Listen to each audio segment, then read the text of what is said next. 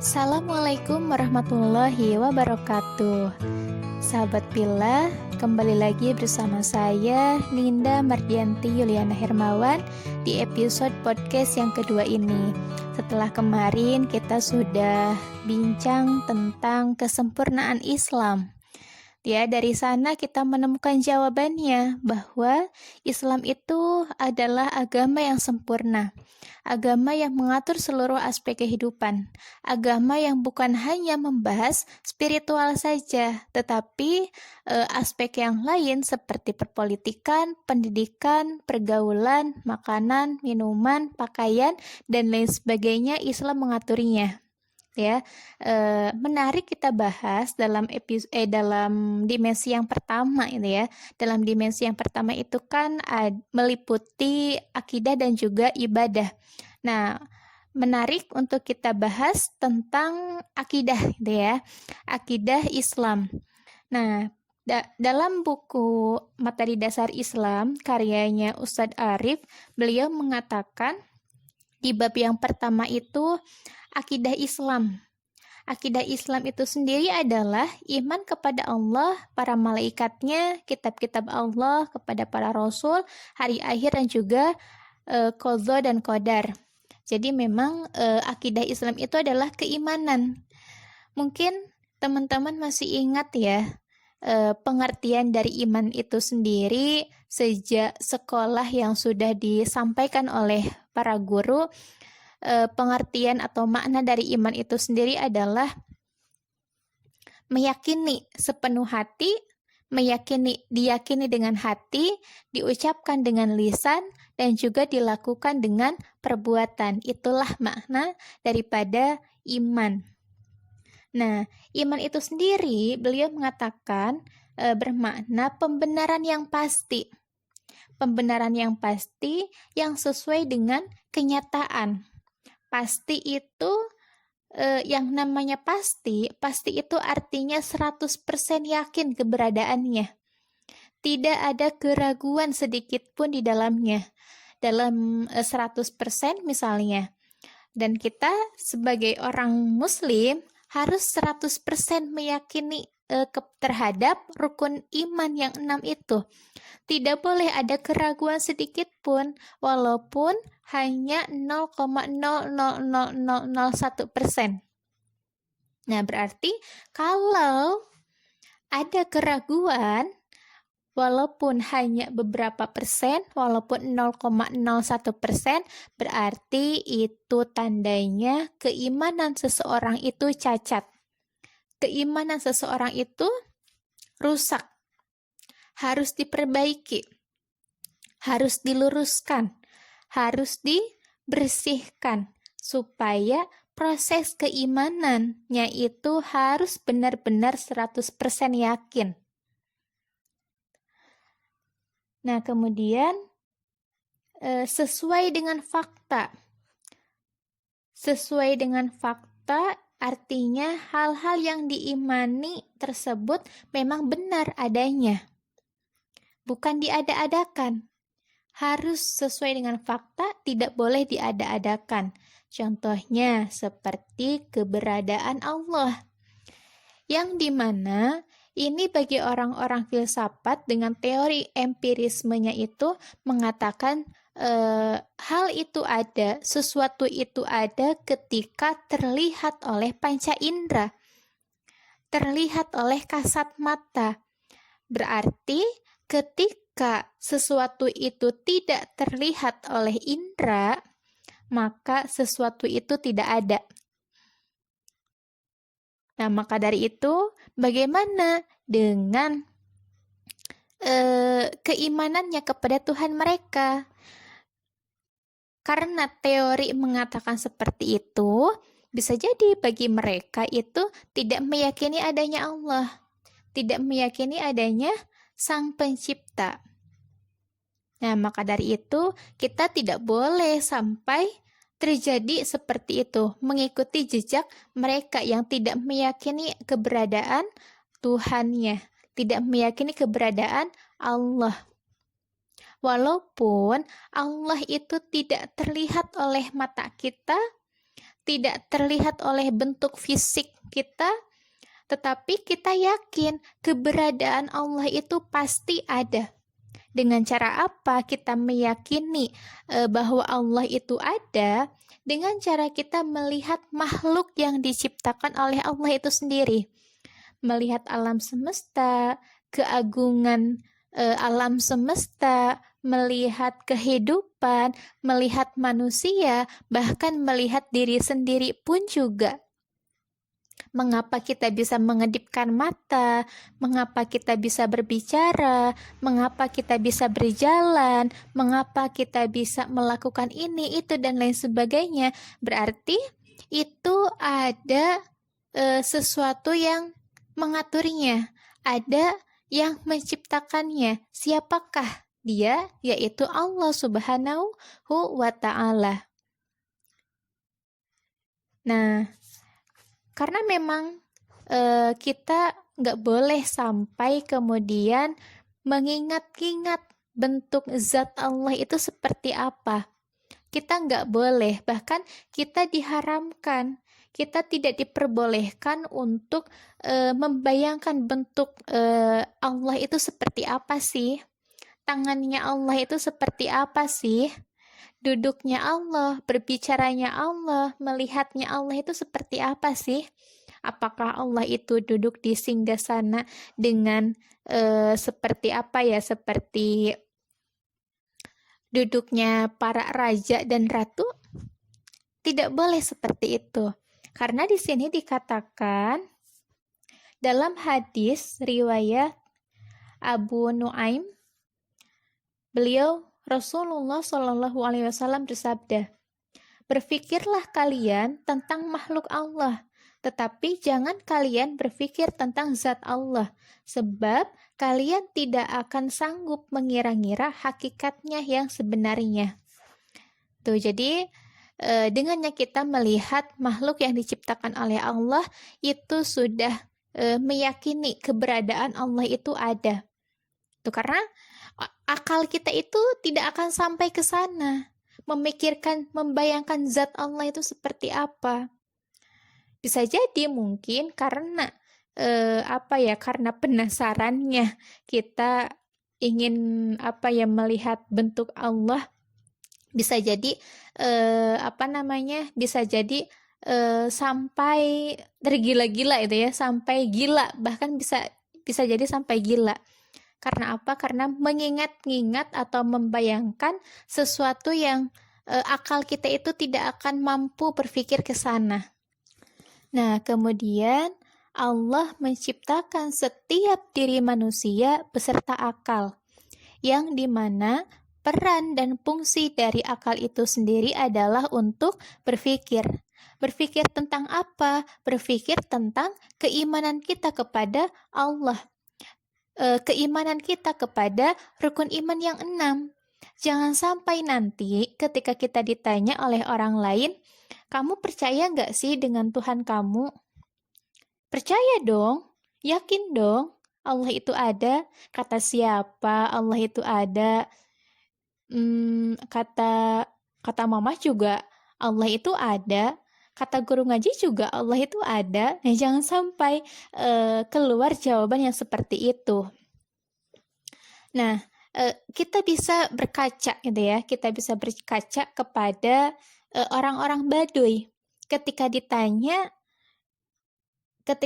dengan cara apa engkau mengenal Rob kalian? Dengan cara apa kalian itu mengenal Allah? Orang-orang Baduy mengatakan tahi unta itu menunjukkan adanya unta, dan bekas tapak kaki menunjukkan pernah ada orang yang berjalan. Nah, bisa disimpulkan bahwa dalam hal ini ketika kita ditanya, apakah kamu yakin dengan adanya Tuhan kamu? Yakin. Dengan cara apa kamu yakin bahwa Tuhan kamu itu ada, bahwa Allah itu ada? Karena melihat makhluk yang diciptakan oleh Allah.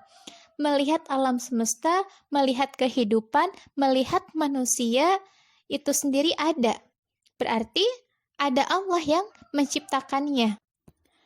Selain daripada itu, keimanan kita kepada Allah harus disertai keimanan kita kepada kitabnya Allah, yaitu Al-Quran. Yang mana kita tahu bahwa Al-Quran itu adalah pedoman hidup manusia yang di dalamnya itu berisikan semua kebenaran. Baik itu yang menyangkut perintah-perintah dari Allah maupun larangan-larangannya. Jadi intinya bahwa Al-Quran itu semuanya itu adalah kebenaran.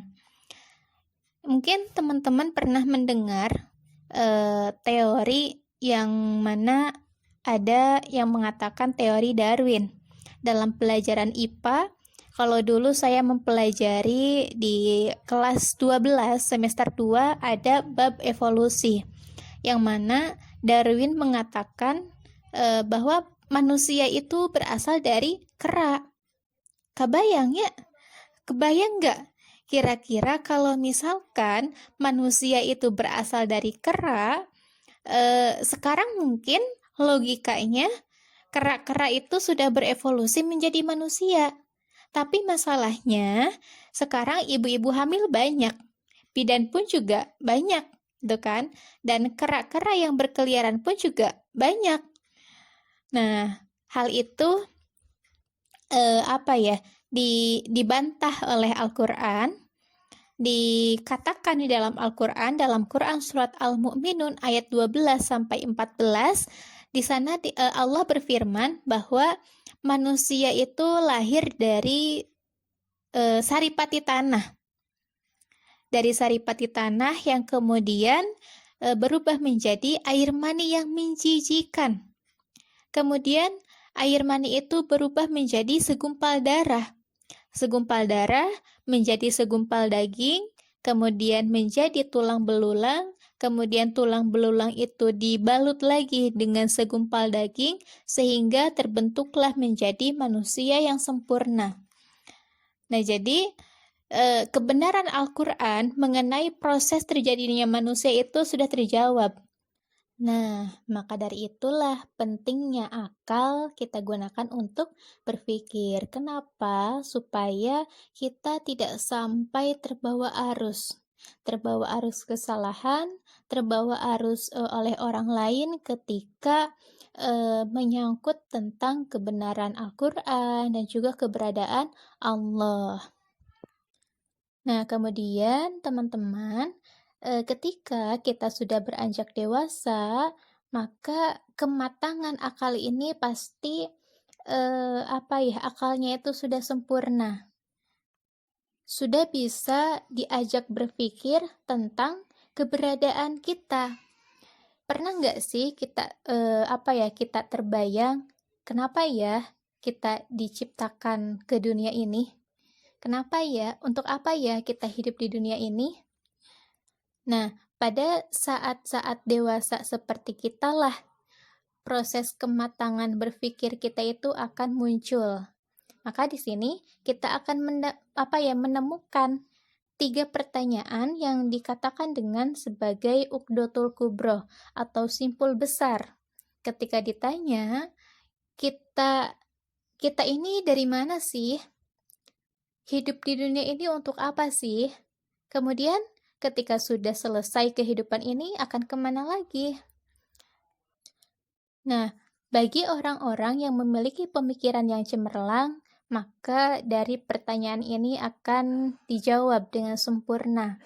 Ketika ditanya dari mana sih kita ini, tentunya kita akan menjawab bahwa kita itu diciptakan oleh Allah Subhanahu wa Ta'ala. Kita itu dari mana kita berasal? Tentunya ya dari Allah. Karena Allah yang menciptakan kita. Allah yang menciptakan kehidupan ini, termasuk menciptakan kita semuanya. Nah, kemudian untuk apa sih kita hidup di dunia ini? Tentunya hidup kita, tujuan hidup kita ini semata-mata untuk beribadah. Sesuai dalam Al-Quran surat Az-Zariyat ayat 56, dikatakan Allah berfirman, "Tidaklah aku menciptakan jin dan manusia kecuali untuk beribadah kepadaku." Nah, yang namanya ibadah ini tentunya bukan hanya ibadah sholat saja, bukan hanya ibadah ritual saja, tetapi dengannya kita terikat dengan yang namanya hukum syara, segala perbuatan kita sesuai dengan syariat Islam, aktivitas kita, halal haramnya kita itu sesuai dengan syariat Islam, maka itulah yang dinamakan dengan ibadah. Kita menggunakan hijab syar'i, itu salah satu bentuk ibadah.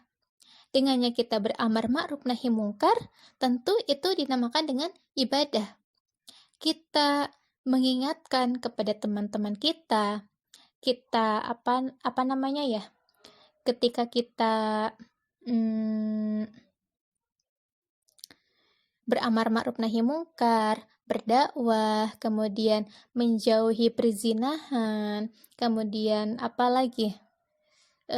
Pokoknya aktivitas yang lain yang memang itu adalah yang dilakukan oleh kita harus terikat dengan yang namanya hukum syara. Karena apa? Karena itu pun juga termasuk ke dalam ibadah. Kenapa sih kita hidup di dunia ini harus terikat dengan yang namanya hukum syara? Perbuatan kita harus sesuai dengan syariat Islam. Kenapa? Karena ini akan menjawab pertanyaan yang ketiga. Akan kemanakah manusia dan kehidupan setelah ini? Mau kemana sih kita hidup setelah ini? Akan kemana sih hidup kita setelah ini? Nah, maka jawabannya itu akan kembali kepada Allah. Inna lillahi wa inna ilaihi roji'un. Dan kita setelah ini ya tidak hanya bertemu dengan Allah, tidak hanya dikuburkan di dalam kuburan, tidak hanya tidur di bawah tanah, tetapi akan mempertanggungjawabkan segala perbuatan kita selama di dunia ini, yang kemudian akan menentukan kehidupan kita selanjutnya. Apakah kita masuk ke dalam surganya Allah, atau justru kita malah masuk kepada nerakanya Allah. Ini adalah pilihan kita. Tergantung kita. Tergantung saat ini yang kita lakukan. Akan kemanakah hidup kita ini? Akan dikemanakan kehidupan ini setelah kehidupan di dunia? Apakah kehidupan kita ini akan membawa kepada surganya Allah? Atau justru malah kehidupan ini akan dibawa kepada nerakanya Allah? Maka disinilah pentingnya kita untuk selalu terikat dengan hukum syara. Sebagai seorang muslim yang beriman, ketika mereka melakukan segala aktivitas itu akan selalu berpikir, ketika akan melakukan suatu kemaksiatan, baik itu maksiat yang kecil maupun maksiat yang besar, maka akan berpikir panjang. Kenapa? Karena mereka selalu diawasi. Karena mereka selalu mereka itu selalu seolah-olah selalu dilihat oleh Allah. Perbuatan mereka itu akan senantiasa ingat bahwa Allah itu Maha melihat. Mereka pun juga pasti akan berpikir, mereka kemana-mana itu selalu diintai oleh malaikat Raqib dan Atid. Nah, maka dari itulah salah satu hasil dari proses keimanan kita kepada Allah, supaya kita senantiasa teringat bahwa Allah itu melihatnya. Allah Maha melihat dengan segala perbuatan kita, dengan segala aktivitas kita, sehingga perbuatan mereka itu senantiasa sesuai dengan yang diperintahkan oleh Allah. Nah, itulah yang dinamakan dengan idrok silabillah, ya, kesadaran akan hubungannya dengan Allah. Ya, seperti itu ya teman-teman. Jadi, sekali lagi bahwa kita itu harus menguatkan iman kita kepada Allah. Karena ketika kita sudah iman kepada Allah, pasti kepada keimanan yang lain itu akan mengikuti. Iman kepada malaikat, kitab, rasul, hari akhir dan juga qada qadar pasti akan mengikuti ketika kita sudah yakin terhadap adanya Allah Subhanahu wa taala. Mudah-mudahan ada manfaatnya. Mohon maaf apabila ada kekurangan ataupun kesalahan dalam penjelasan, mohon dimaafkan. Sampai ketemu lagi di episode selanjutnya. Terima kasih teman-teman yang sudah setia mendengarkan podcast saya. Wassalamualaikum warahmatullahi wabarakatuh.